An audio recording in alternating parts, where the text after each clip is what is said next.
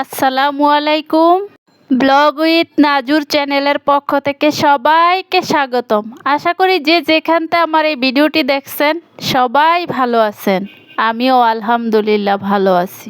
সব সময় তো রান্নার ভিডিও দেখাই, আজ ভাবছি একটু ব্যতিক্রম ভিডিও মাঝে মাঝে না দিলে হয় না, তাই না?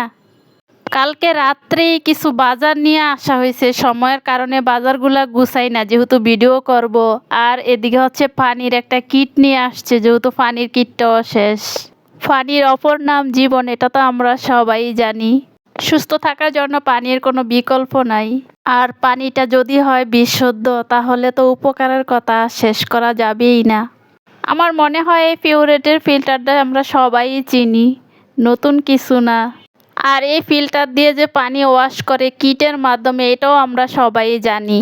তো আজ ভাবছি ফিল্টারটা যেহেতু পরিষ্কার করব, কিটটা চেঞ্জ করব, পাথরগুলা চেঞ্জ করব, তো আমার ভিউয়ার্স আপুদের সাথে আমি একটু শেয়ার করব, যদিও ওনাদের কিছুটা হলেও উপকারে আসে।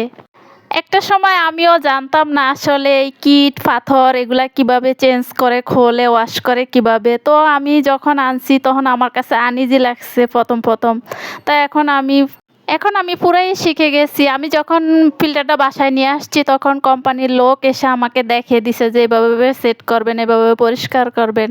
তাই আমিও আজকে হচ্ছে আমার ভিউয়ার্স আপুদের সাথে শেয়ার করলাম, যদি কিছুটা হলেও উপকারে আসে।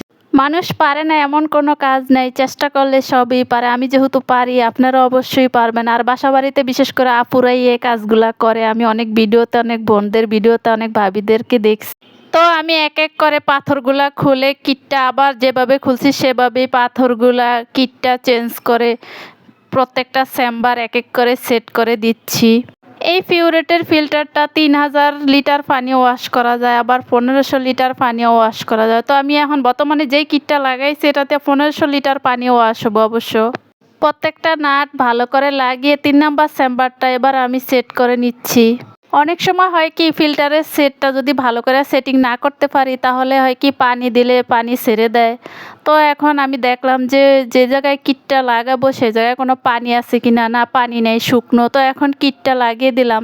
এই পর্যায়ে 5টের চেম্বারটাতে আমি পাথরটা লাগিয়ে দিলাম। এগুলো তো লাগানো অনেক সহজে, লাগিয়ে খালি মোচড় দিলেই হয়, বাম দিকে আর কি মোচড় দিতে হয়। তো এই পর্যায়ে ফিল্টারটা সেট করা কমপ্লিট।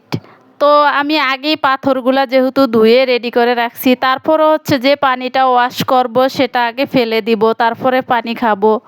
তো ভাবছি যে বাহিরে যাব, তার জন্য একটু রেডি হয়ে নিচ্ছি।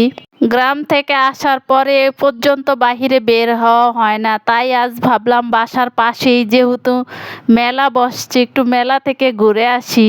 আমাদের এখানে নতুন একটা মেলা বসছে, আমি তো অনেক খুশি যে বাসার পাশে যেহেতু মেলা, একটু যেতে পারবো, একটা কিছু কেনাকাটা করতে পারবো। সেই মার্কেট ছাড়া কোথাও কিছু কেনা হয় না, ঘোরা হয় না। আজ মেলায় যেহেতু ফার্স্ট দিন তাই তেমন মানুষজন হয় না। হ্যাঁ হয়েছে, সকালে অনেক মানুষজন ছিল, বিকালে যেহেতু আমি লাস্টে গেছি সব দোকানপাট বন্ধ করে যাচ্ছে, আর তেমন ভিডিও করতে পারি না। তো ভাবলাম যে কেনাকাটা কিছুই করি না, একটু ফুচকা খাওয়া যাক। তো পছন্দের মানুষের সাথে একটু ফুচকা খেয়ে নিলাম। তো মেলাতে যে তেমন কিছু কিনি না, কিছু পেঁপে নিয়ে আসছি, বিস্কিট, সানাসুর, এই টুকটাক আর কিছু গজ কাপড়। ওইটা ভিডিও করছিলাম, কেন জানি ভিডিওটা অন্য রেসিপিতে চলে গেছে, তাই আর শেয়ার করলাম না। তো ভাবলাম যে রান্না যেহেতু শেয়ার করি নাই, তো একটা ফুডিং বানাই, অনেক দিন হয়েছে বাসায় আসছি, একটা ফুডিং রেসিপি শেয়ার করি। তো ফুডিং রেসিপির জন্য আমি এখানে 4টা ডিম নিয়ে নিচ্ছি। আর পরিমাণ মিষ্টি যে যতটুকু খাই, আমি যতটুকু মিষ্টি খাই তার পরিমাণ মতোই আর কি চিনি নিয়ে নিচ্ছি। এখন একটু স্বাদ মতো লবণ দিব, আর ভ্যানিলা এসেন্স একটু দিয়ে দিব যাতে ডিমের উগ্র গন্ধ না থাকে। গ্রাম থেকে কিছু দুধ নিয়ে আসছিলাম, তো 1 কেজি থেকে কিছুটা পরিমাণ কম হবে। এটা আমি সকাল থেকেই দুধটা জাল করে রেখেছি। তো এদিকে আমি ভ্যানিলা এসেন্স দিয়ে দিছি, এখন ডিমটা ভালো করে একটু ফেটে নিব, আর জাল করা দুধটা এখন ঢেলে দিব। এই পর্যায়ে ডিমের সাথে জাল করা দুধটা আমি ভালো করে মিশিয়ে নিচ্ছি। এখন একটা ক্যারামেল তৈরি করব। তো ফার্স্টে হচ্ছে আমি এখানে কিছু চিনি নিয়ে নিচ্ছি, আর চিনিটা পুরাইলে যে ক্যারামেল খাই এটা তো আমরা সবাই জানি। এ পর্যায়ে ক্যারামেলটা আমার সেট। এই পর্যায়ে ক্যারামেলটা আমি একটু ঠান্ডা করে নিয়ে আসছি।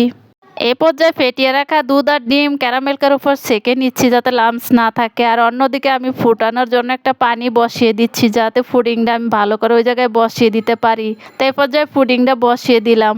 চুলার উপরে থাকা অবস্থায় আর ভিডিও করি না। এ পর্যায়ে পুডিংটা আমার রেডি। তো এখন আমি এটা এখনও ফ্রিজে রাখি নাই। আমি একটু কেটে দেখি যে কি অবস্থা, যেহেতু ফ্রিজে রাখলে এক ফোঁটা হইলেও পানি জমে। এ পর্যায়ে পুডিংটাত কোনো পানি নাই। পুডিং বানিয়ে ফ্রিজে রাখতে হয়, আমার সময়ের অভাবে আমি পুডিংটা ফ্রিজে রাখতে পারি নাই। তাও মাশাল্লাহ